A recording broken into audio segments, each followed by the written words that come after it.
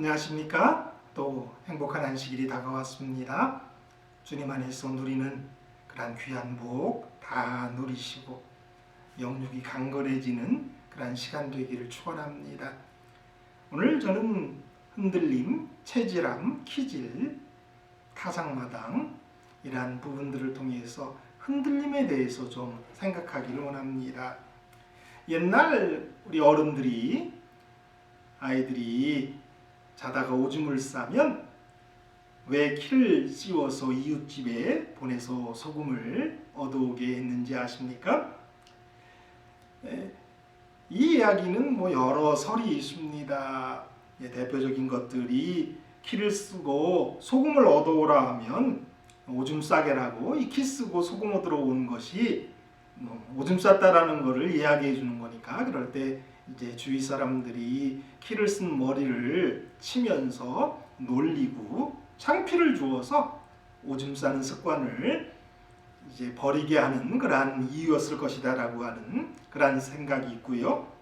또 야액이 붙어 있는 잡귀가 그 키에 구멍을 헤아리다가 힘들어서 떨어질 것이다라고 하는 그런 주술적인 해석도 있다고 합니다.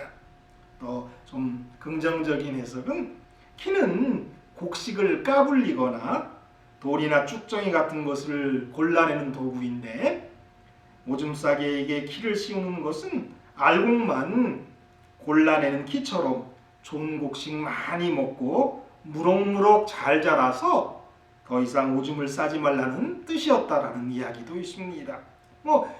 공통적으로 소금이다라고 하는 것은 같죠.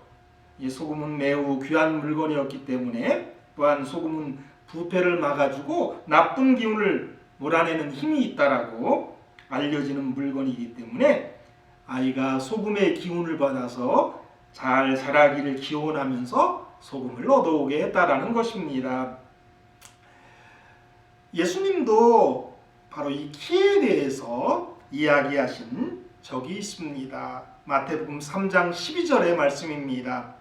손에 키를 들고 자기의 타작마당을 정하게 하사 알곡은 모아 곡간에 들이고 쭉정이는 꺼지지 않는 불에 태우시리라. 타작마당에서 알곡과 쭉정이가 나뉘게 되고, 알곡은 곡간에, 쭉정이는 불에 태우시는 그러한 이야기를 예수님께서 하셨습니다. 키질은 분명 알곡과 쭉정이를 갈라내는 일을 하는 것이 분명합니다. 이러한 키질과 관련된 것이 체질입니다. 성경에는 체질에 대해서도 말씀하십니다. 아모스 9장 9절입니다. 내가 명령하여 이스라엘 족속을 만국 중에서 체질하기를 채로 체질함같이 하려니와 그 한 알갱이도 땅에 떨어지지 아니하리라. 현대인의 성경은 이것을 이렇게 번역했습니다.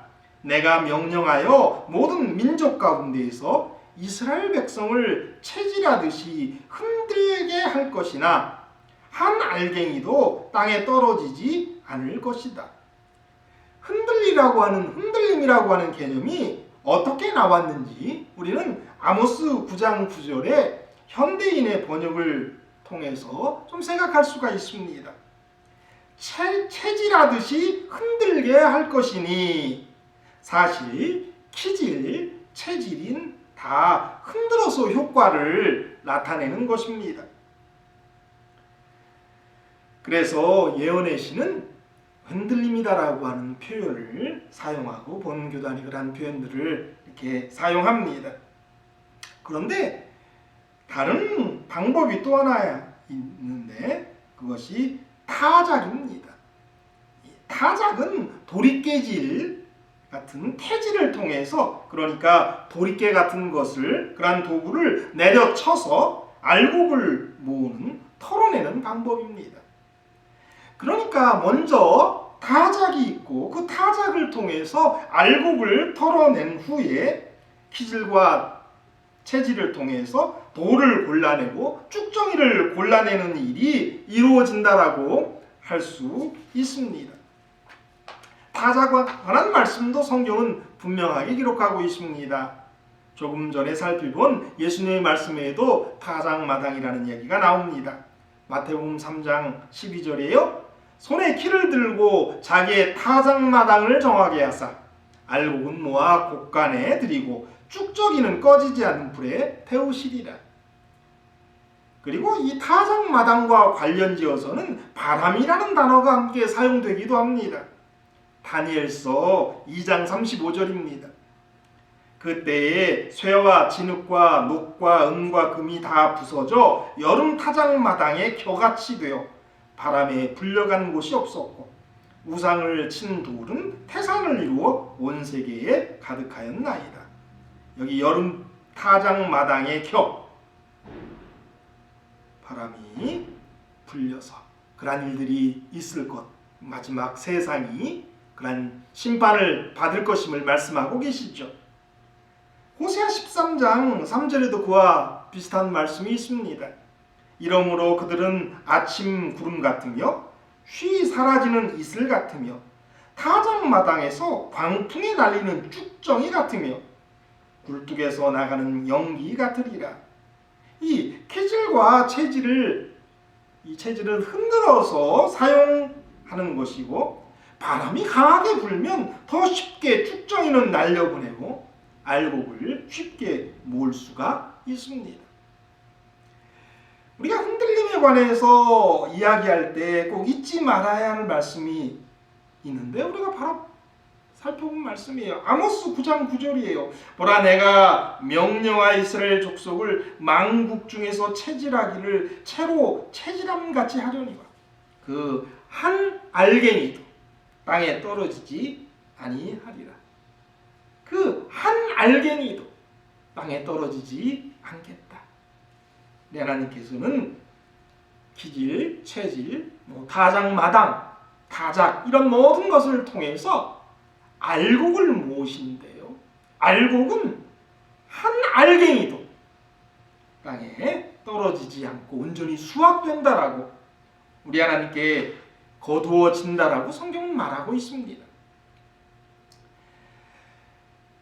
쭉정이를 날려버리는 것이 알곡과 가라지를 나누는 체질하며 다 이러한 것들이 흔들림이라는 도구를 통해서 그러한 일들이 이루어진다는 겁니다. 예언의 시는 그래서 체질함보다는 흔들림이다라고 하는 단어를 더 많이 사용합니다.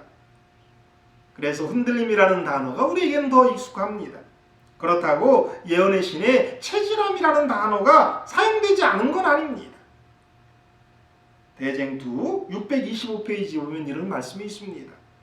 시험에 체질을 함으로써 참 그리스도인은 나타날 것이다.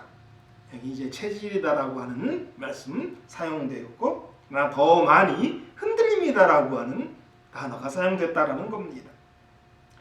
오늘부터 몇 번 저는 흔들림에 관해서 말씀드리기를 원합니다. 흔들림에 대한 본교단의 자료 가운데 1996년 사경의 교재로 나온 남은 우리의 흔들림이라고 하는 책이 있는데요. 이 책은 흔들림에 대해서는 가장 잘 정리되어 있는 책이기 때문에 이 책을 중심으로 좀 살펴보기를 원합니다. 제가 1992년에 사역을 나왔습니다. 처음 사역을 한 교회가 서울에서 아마 가장 작은 그런 개척교회였습니다. 그 교회가 개척한 지 3년 지난 다음에 4년째 제가 그 교회에 전도사로 가게 됐는데요. 그러니까 제가 그 교회의 2대 목회자입니다. 그런데 서울 서부 지역에 있는 교인들을 좀 나눠주면서 이제 분교 형식으로 세워졌던 그런 교회입니다. 그런데 그 당시에 1992년 당시에도 재림이 임박했고 시골 생활을 해야 한다라고 하는 운동들이 일어났습니다. 근데 그 교회의 일원들 가운데 많은 분들이 열심히 있었던 분들이고요. 열심히 있으니까 자기 교회를 떠나서 분교에 나가게 됐겠죠. 그 신앙에 열심히 있는 분들 가운데에서 이제 몇몇 분들이 이제 그 교회로 갔는데 그 교회 일원 가운데 이제 몇몇 가정이 몇 가정 되지 않지만 그 몇몇 가정이 전해 심씨 운동을 했던 그런 사람들이었습니다. 영향을 받았던 사람들이죠. 그래서 제가 제 사역 초기부터 이렇게 재림, 말세, 일요일에 대해서 연구하고 토론하고 설교할 기회가 제게는 있었습니다. 어린 전도사가 알면 얼마나 알겠습니까? 그러나 그러한 분위기 속에서 제 사역은 시작되었습니다. 그리고 아무래도 더 많은 관심을 가지고 또 토론하면서 좀 쌓아왔던 것이 그 초창기부터 있었다 말씀드릴 수 있습니다. 그리고 그 다음 사역지에서 이제 1996년에 사경회를 통해서 제가 사경회 강사로 다른 교회에 가서 그 책을 가지고 좀 말씀을 드리면서 이 마지막 사건들을 제가 좀 더 잘 정리할 수 있는 기회가 제게 있었습니다. 근데 그 책자의 처음은 이런 글로 시작됩니다. 흔들림에 대해 올바른 이해를 가지기 위해서 흔들림에 있어서 핵심이 되는 다음 질문에 대해 바른 대답을 할 수 있어야 한다. 흔들림은 왜 일어나며 무엇을 위해 일어나는가? 영적 선물 2권에 다음과 같은 말씀이 있다. 교회를 정결케 하기 위해 흔들림이 곧 일어나야 한다. 영적 선물 284페이지에 있는 말씀인데요. 여기 이제 명확한 설명이 있죠. 교회를 정결케 하기 위해서 흔들림이 곧 일어나야 한다라고 기록되어 있습니다. 이 말씀을 있는 그대로 우리가 이해하면 교회가 정결케 할 필요가 있다는 말씀이고, 더 나아가서 교회가 더럽고 깨끗이 못하고 문제가 있다는 것입니다. 정말 교회에, 또 하나님의 이 교회에 더러움의 문제가 있을까요? 우리는 이러한 이야기를 먼저 예수님의 말씀을 통해서 살펴보는 것이 필요하다고 생각합니다. 마태복음 13장 24절에서 30절입니다. 예수께서 그들 앞에 비유를 들어 이르시되 천국은 좋은 씨를 제밭에 뿌린 사람 같으니 사람들이 잘 때에 그 원수가 와서 곡식 가운데에 가라지를 덧뿌리고 갔더니 싹이 나고 결실할 때에 가라지도 보이거늘 집 주인의 종들이 와서 말하되 주여 밭에 좋은 씨를 뿌리지 아니하였나이까? 그런데 가라지가 어디서 생겨나이까? 주인이 이르되 원수가 이렇게 하였구나. 종들이 말하되 그러면 우리가 가서 이것을 뽑기를 원하시나이까? 주인이 이르되 가만두라. 가라지를 뽑다가 곡식까지 뽑을까 염려하노라. 둘 다 추수 때까지 함께 자라게 두라. 추수 때에 내가 추수꾼들에게 말하기를 가라지는 먼저 거두어 불사르게 단으로 묶고 곡식은 모아 내 곡간에 넣으리라 하리라. 예수님께서는 씨 뿌리는 비유 다음에 바로 다른 비유로 좋은 씨와 가라지의 비유를 말씀하셨습니다. 그리고 뒤에 제자들에게 이 비유를 설명해 주셨습니다. 38절부터 40절인데요.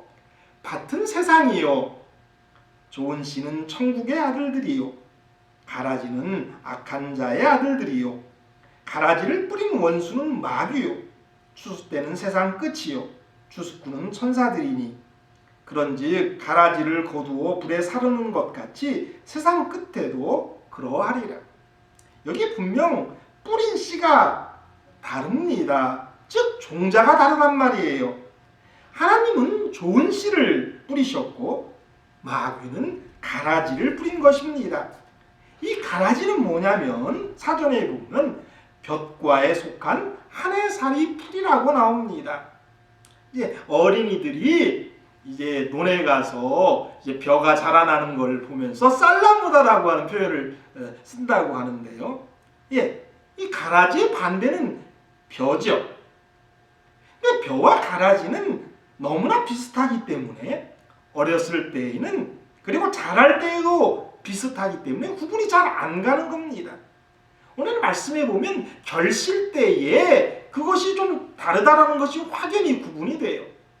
그래서 종들이 주인에게 어떻게 가라지가 자라고 있습니다, 우리가 뽑을까요? 라고 했을 때에 주인이 종들에게 추수 때까지 남겨두라고 하죠.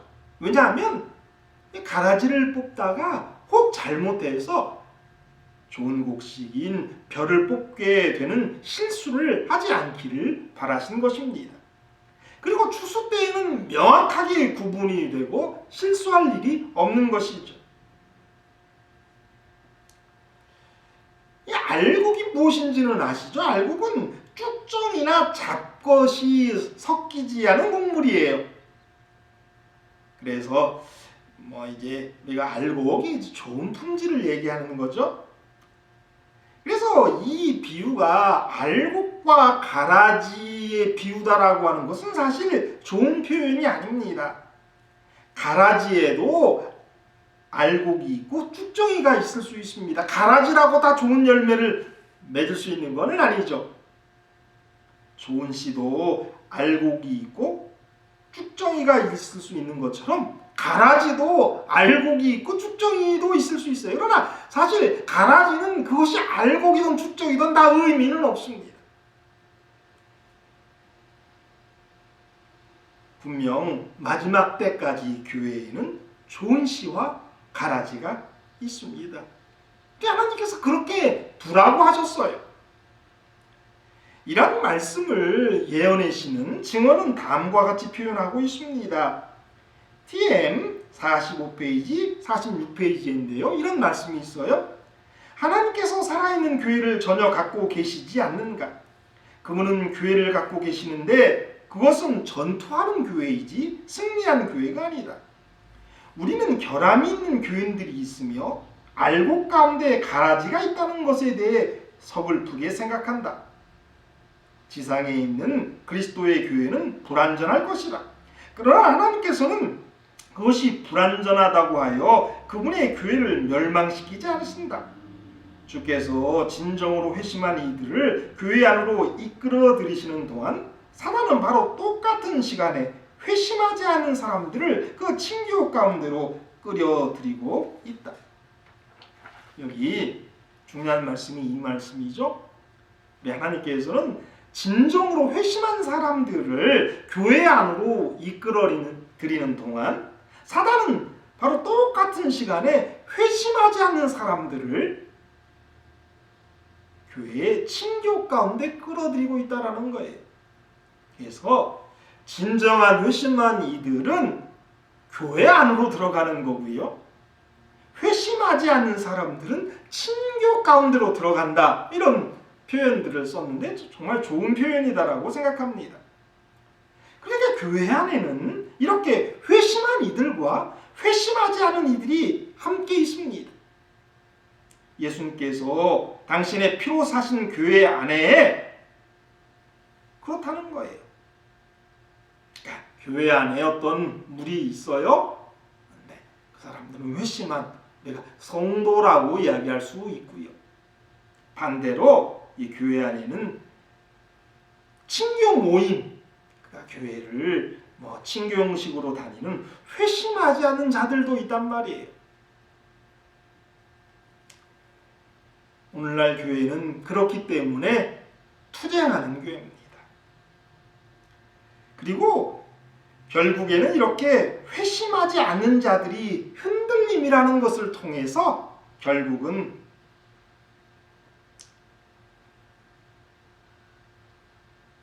떨어져 나가고 남은 알곡들이 승리한 교회가 될 것이다 라고 보여주고 있는 겁니다. 승리한 교회가 어떤 교회인지 증언은 정확하게 설명하시는데요. 전도 687페이지인데요. 이런 말씀이 있어요. 투쟁하는 교회의 교인들 가운데 신실하다고 증명된 자들이 승리한 교회의 일원이 될 것이다. 자, 투쟁하는 교회가 있고 승리한 교회가 있습니다. 근데 오늘날 교회는 어떤 교회라고요? 투쟁하는 교회입니다. 그런데 이 투쟁하는 교회에는 회심한 사람들과 회심하지 않은 자들이 같이 있어요. 그런데 결국은 이 신실한 사람들, 하나님의 정말 온전한 백성들, 이 교인들 가운데 신실하다라고 증명된 사람들이 승리한 교회의 일원이 될 것이다라고 말씀하십니다. 자, 여지껏 드린 말씀을 한번 정리를 해봐야 될 것 같습니다. 좋은 씨가 있고요, 가라지가 있습니다. 알곡과 쭉정이가 있습니다. 그런데 이 두 가지 나눔은 모두 추수 때에 이루어집니다. 분명 교회에는 좋은 씨가 있고 반대로 가라지가 있고 알곡이 있고 쭉정이가 있습니다. 세상에 세상식의 추수 방법을 적용한다면 먼저 좋은 씨와 가라지를 나눈 다음에 이 좋은 씨 가운데에서 알곡과 쭉정이를 나누는 순서가 올바른 것일 것입니다. 그러니까 타작 이후에 어떤 기질이 있다는 것이죠. 그런데 우리가 계속해서 살펴볼 이 교회 안의 마지막 때의 추수 장면은 그런 순서가 나뉘었다라고 생각할 수는 없는 것 같습니다. 그러니까 먼저 가라지를 뽑고 좋은 씨 가운데에서, 그러니까 곡식 가운데에서, 벼 가운데에서 알곡과 쭉정이를 명확하게 구분하는 그런 순서로 마지막 때에는 이루어지지 않을 것이다라고 저는 생각합니다.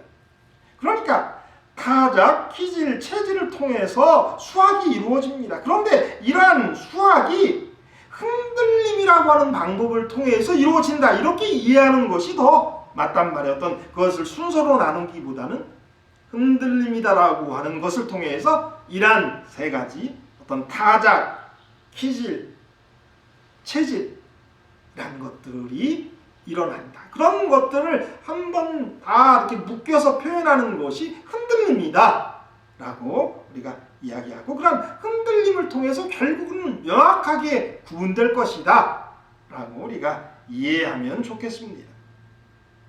현재 교회에는 그래서 회심한 사람과 회심하지 않는 사람들, 성도와 그냥 교회 다니는 교회 교인이 있을 수가 있는 것이죠. 근데 이 마지막 때에는 이 모든 그 교회 안에 있는, 투쟁하는 교회 안에 있는 모든 사람에게 기회가 있다라고 저는 말씀드리고 싶은 거예요. 그래서 저번에도 한번 우리 주기도문을 하면서 이 말씀을 좀 드렸었는데요. 이 마지막 때에는 이 가라지가 근본적으로 좋은 씨로 변할 수도 있고, 현재 쭉정이 같이 차있지 않은 신자들이 알곡이 될 수 있는 그러한 시간인데, 그 시간이 은혜의 시간이다라고 하는 그런 것입니다.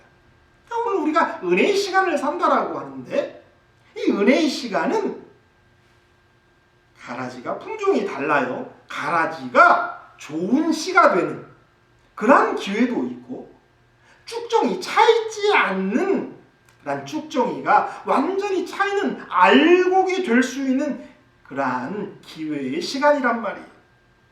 친교를 위해서 교회에 다녔던 그러한 교인들도 회심을 통해서 얼마든지 좋은 씨가 되고 알곡이 될 수 있는 겁니다. 하나님은 못하실 일이 없습니다. 악인이 변화되어서 선인이 되고 죄인이 변화되어서 의인이 되는 것, 그게 하나님의 능력이에요. 그 일을 위해서 우리 예수님께서 돌아가신 겁니다. 누가복음 1장 37절이에요. 공동번역은 이렇게 말씀하세요. 하나님께서 하시는 일은 안 되는 것이 없다. 세 번역은 이렇게 번역했어요. 누가복음 1장 37절. 하나님께는 불가능한 일이 없다. 그러니까 가라지가 좋은 씨가 될 수 있단 말이에요. 쭉정이가 알곡이 될 수 있는 거예요. 그게 우리 하나님이 하실 수 있는 거예요. 근데 그런 반대 일도 일어나는 겁니다. 좋은 씨로 뿌려졌지만은 가라지가 될 수도 있습니다. 알곡이었지만은 쭉정이가 될 수도 있습니다. 어떤 자들은 가라지로 뿌려져서 가라지로 완전하게 여물게 되는, 그래서 가라지에 알곡이 되는 자들도 있을 것입니다. 그런데 반대로 진리 안에서 태어나서 남은 교회 안에서 자란 많은 사람들이 타작마당에서 가라지였음이 드러날 것이고 바람에 날려가 버릴 것이란 말이에요. 진리 안에서 태어나 남은 교회 안에서 자랐는데, 그러니까 분명히 좋은 씨가 뿌려진 것 아니겠습니까? 그럼에도 불구하고 가라지가 될 수 있어요. 죽정이가 된단 말이에요. 오늘 우리가 살펴본 말씀만으로만 좀 적용해 본다면, 회심하지 않으면, 진정으로 회심하지 않으면 그렇게 되는 것입니다. 꼭 어떤 신자들은 사단이 자기의 이익을 위해서 교회에 친교 그룹에 심어놓은 자들이 있을 수가 있습니다. 그러나 친교를 통해서 말씀에 나아가고 하나님의 말씀을 통해서 회심할 수 있고 품종 자체가 변하는, 그러니까 가라지가 좋은 씨가 되는 일이 일어날 것이고 계속해서 알곡이 되어서 하나님의 곳간에 들어가는 일 또한 일어날 것이란 말입니다. 은혜의 시간을 잘 사용하지 못하면 그렇게 되는 것입니다. 어떻게 이 시간을 보내는지는 우리의 선택입니다. 분명한 것은 알곡은 한 알갱이라도 땅에 떨어지지 않는다는 겁니다. 여러분, 우리가 좋은 씨로 뿌려뒀든지 가라지로 뿌려뒀든지, 즉 이 교회에 투쟁하는 이 교회의 일원이 되는 것, 정말 놀라운 특권입니다. 감사할 일입니다. 그러나 분명한 것은 신실한 자들, 하나님 앞에 신실한 자들만이 승리한 교회의 일원이 되는 것입니다. 그들만이 곳간에, 즉 하늘나라에 가게 된단 말이에요. 사랑하는 여러분, 몇 번 더 흔들림에 대한 이야기 할 겁니다. 회심하는, 그래서 진정 예수를 믿는, 그리고 예수의 재림을 소망하는 모든 진정한 재림 신자들이 되기를 간절히 바랍니다. 오늘 이 은혜의 시기는 참 놀라운 시간이에요. 우리가 긍정적으로 아주 좋은 쪽으로, 그리고 부정적으로도, 그래서 심판받을 수도 있는 그런 사람들이 될 수도 있는 시간이에요. 우리 모두가 정말 좋은 씨, 그러한 씨가 알곡으로 차서 우리 하나님의 곳간에 드려지는 천국에 가시는 저와 여러분이 되기를 간절히 바라면서 오늘 말씀 마치도록 하겠습니다.